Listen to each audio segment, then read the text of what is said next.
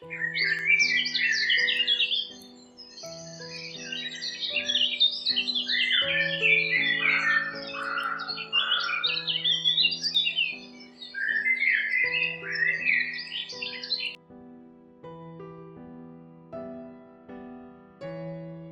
গো, ঘরে আছো?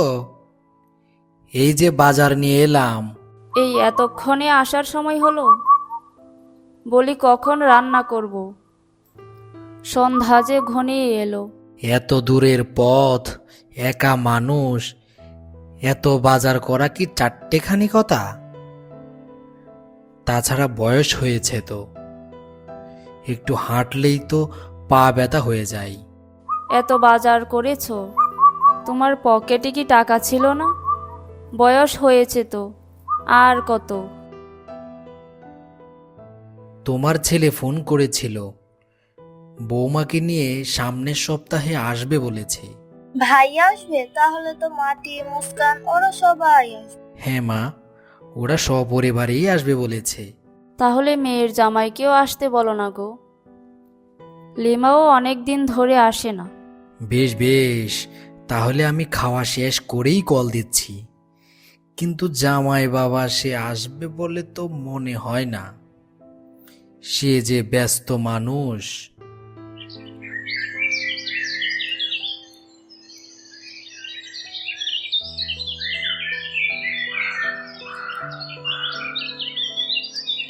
কই গো, কি কি লাগবে বলো, বাজারে যাচ্ছি। বাজারে যেতে হবে না বাবা, আমি সব নিয়ে আসছি। আর লিমার সাথেও কথা হয়েছে, ওরাও বিকেলের মধ্যেই চলে আসবে। বাবা, আর কটা দিন থাকো না দাদুর বাসায়, আমার দাদুর বাড়ি থেকে যেতে ইচ্ছে করছে না। না মা, আমার অফিসে কাজের অনেক চাপ, থাকতে তো আমি চাই। কত সুন্দর বাড়ির উঠোন, মাঠঘাট, পুকুর, নদীনালা। আমার গ্রামে কত বন্ধু বান্ধব, কত স্মৃতি আমার। আবার কবে আসবি বাবা?